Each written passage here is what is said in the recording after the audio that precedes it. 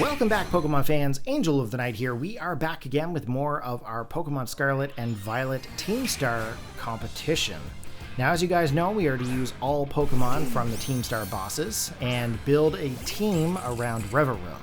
So this is a single battle format, and we are trying to compete in order to get a Starfberry. This is a friendly, of course.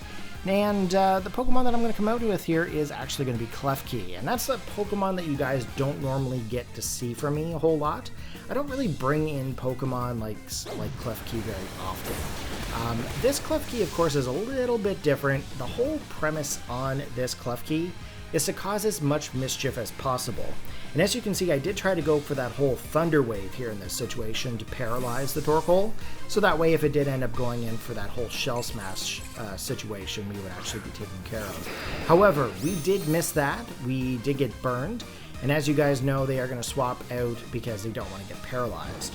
So they've actually come in here with Krookodile, and Krookodile, of course, is a ground-type Pokemon, which can't be affected by the Thunder Wave. However, I do have Switcheroo. So we're going to try to do the whole Switcheroo situation, but it does not work on Dark-type Pokemon. And I'm going to be honest with you, before this, I had never used the Switcheroo attack at all. So I was kind of surprised when it didn't work, because now they've got a Moxie Krookodile on the opposing side.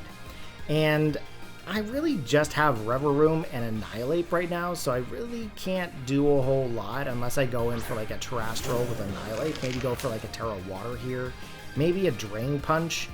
I could technically go for the Bulk Up if I can survive a hit, and that should be able to boost up our attack stat as well as our defensive values. So here we go. We're going to go in for the Tera Water. That way I know I can resist any kind of a ground-based move. That way I also won't get hit by any kind of a major Dark-type move. And I might actually pose to have a chance at surviving this Krookodile that's been boosted by Moxie because I goofed up with the whole Switcheroo situation. They too are also going to go in for the Terrestrialization here, and they are going to go in for Fairy.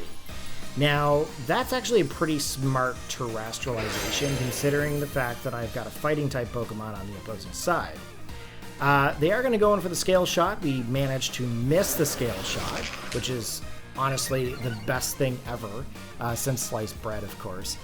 We do get the Bulk Up here, which that means we're going to boost up our defensive values as well as our attack. And pretty much at this point, my choice for Drain Punch is not going to be a thing. Pretty much I have to either rely on the Rage Fist, or I might actually end up having to taunt this Krookodile so that way I can't do anything crazy later on.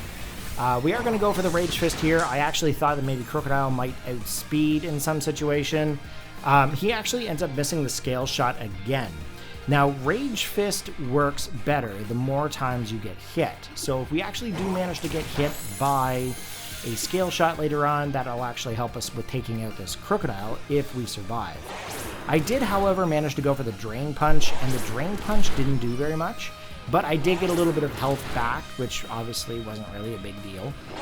But this time around, we are going to get hit by that Scale Shot. Now, Scale Shot, of course, is going to drop some stats of the Krookodile. And if I'm not mistaken, it boosts up some speed. So that way it's going to be able to outspeed me in the next turn. So I'm hoping that I might be able to survive another hit. If I do, Rage Fist will actually do far more damage than what it did prior. So here's hoping we actually get to survive and maybe potentially take out this Krookodile. So here comes in the Earthquake, and that's actually a pretty good move, okay? That is some crazy stab damage there. Krookodile is just going to be able to take out my Annihilape, and I'm not going to be able to use my Rage Fist. Very unfortunate. That thing got another Moxie. And the last and final Pokemon that I have here is, of course, Revaroom. Now, Revaroom, of course, is a Steel Poison-type Pokemon, so it's super effective against ground. And it actually should be pretty decent against a Fairy-type Pokemon if I go for the Gunk Shot. Now, he's actually going to go in for a Tera Blast here, which is actually surprising, considering I'm still Steel. I do manage to survive, but the whole point on him going for the Tera Blast is to pop the Air Balloon, because he couldn't hit me with any kind of a ground-based attack at that point.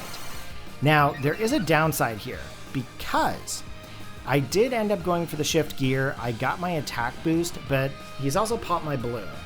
So that means that I'm no longer in the air, but it looks like I'm able to outspeed him this turn, which is kind of interesting. So I managed to get that Gunk Shot off. We actually managed to take out the Krookodile. So super effective hit, fantastic for me. I'm hoping that maybe he'll bring in like his Torkoal back again, because obviously I should be able to get him with like a high horsepower or earth power or whatever I've got. Torkoal, of course, comes in, which is good. Sets up the sun once again. Now, I should probably mention that I entered 2 teams into this competition, and one of these Revaroom are physical, whereas one is special. So if you hear me mention like a physical or a special type move, it's because I can't remember what team I'm commentating, to be honest. They were very, very similar in some ways. So Scorching Sands comes in. That is going to be able to pick up the KO on the Revaroom. And unfortunately, I do lose this match. But don't worry, guys. We've got plenty more battles to come. I think I have like 90 matches in total. So there's plenty of battles coming your way.